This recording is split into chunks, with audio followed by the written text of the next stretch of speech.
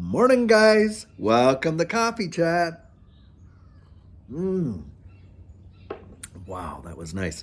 What an amazingly beautiful day. It is just absolutely gorgeous out here. It feels so nice. It's not too hot. It's not too cold. It's just right. I feel like Goldilocks. It's so good. Amazing.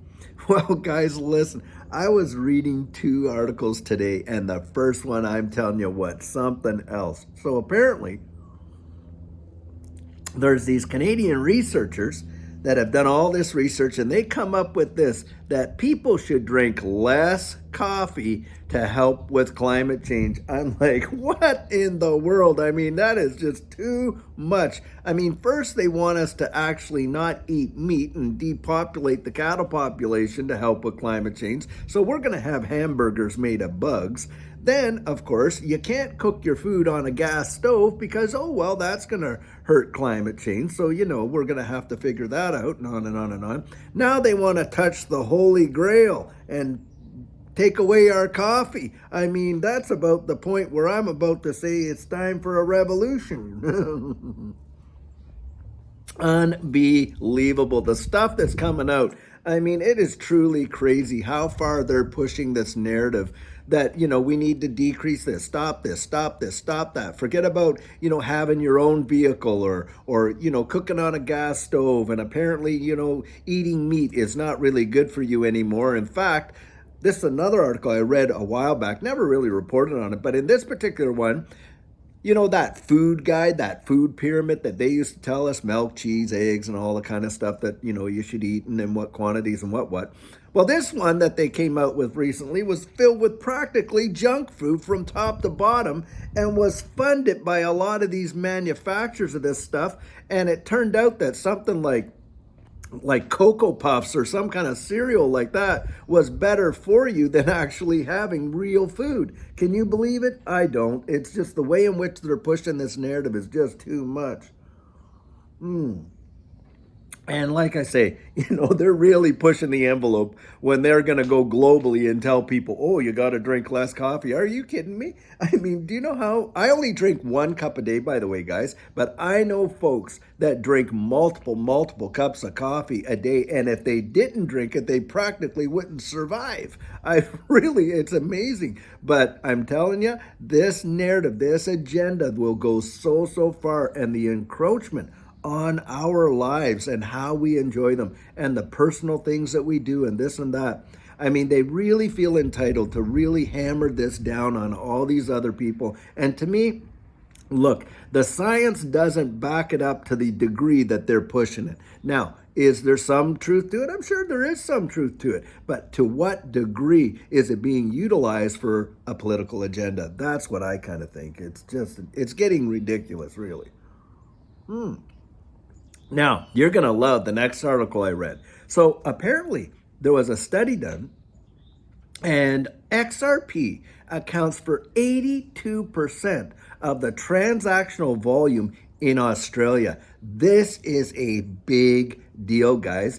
I mean, you're talking about a major amount of volume that goes through the exchanges in Australia, and 82% of it is all XRP. Now, I want to not really clue people in, but just remind us all. Back when XRP had that major run in 2017 to 2018, remember this, XRP was only traded on one exchange in the US, and that was Poloniex. When did that happen the second time, guys? Well, it happened from December of 2020 to April of 2021. XRP was only on Uphold, and it had a major move, about 1,100%. Guys, with XRP, not even having access to the full North American exchanges, which is the largest exchanges in the world, of course, with the greatest economy being, the biggest economy, not necessarily the greatest, but, the biggest economy in the United States. But needless to say, even with being shut out of that economy, XRP has done some phenomenal moves.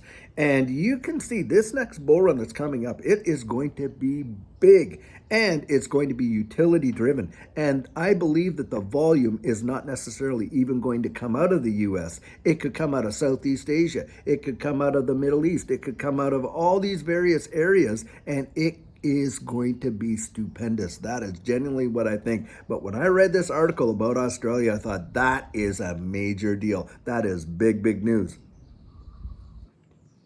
I mean, for all the poo pooing that XRP gets, it seems like the crypto holders in Australia, they get XRP and they are loading up their bags. And look, I don't blame them. The reality is, it's difficult to get XRP when you're sitting on this side of the ocean. And so a lot of folks aren't able to actually get it. And now think of this, the broker that I've been using, Caleb and Brown, well, their home base is Australia. And that's where I've been getting my XRP. And I'm telling you guys, you're going to see that even though it's shut out of this American marketplace, don't kid yourself, XRP is going to do something amazing in this next bull run. I genuinely believe that. Well, guys, it is Friday, and of course that means it's the end of the week, and we've all made it, hopefully, and it has been great. Well, I'll tell you what, tomorrow we're having our live stream, and it's going to be at 10 a.m. Central Standard Time, that's Texas time, to celebrate the fact that we have made 15,000 subscribers. And in fact, guys, with the community that you are, the fact that you've been sharing this network and all that you've done, we're probably going to be at 17,000 subscribers by tomorrow. And that is a major, major deal. And I want to thank you all for it. Your comments have been fabulous. Oh, and by the way, yesterday, I had that little clip in there about Jacinda Ardern, the PM that resigned over there in New Zealand. And I was legitimately taken in by that meme. And I thought that was a real deal. In fact, in that clip, I was saying, hey, it looks like they won the World Cup or something like that. Well, apparently, of course, I got duped by that. And I was really impressed with the kindness and the way in which folks, clued me in that that was actually a meme, because I did not know that. But the way you guys did it was just fabulous. And that's why I say we had the best community in crypto. You weren't trying to shame me, put me down, laugh at me, and make fun of my, kind of ignorance or, totally being oblivious to that meme. In fact, most of you came on and said, hey, David, just to let you know, that's a fake meme and ba-ba-da-ba-da. And I really, really respect that. We have a fabulous community. And I see the comments that people have interacting with one another, and they have just been amazing. Let's keep that up. This is a we situation. We are a community, and the community that we've built is getting a great reputation for being a major positive force in this space and having such a positive impact with other people. And we clear up the WhatsApps, we get rid of all the negative, but you know what?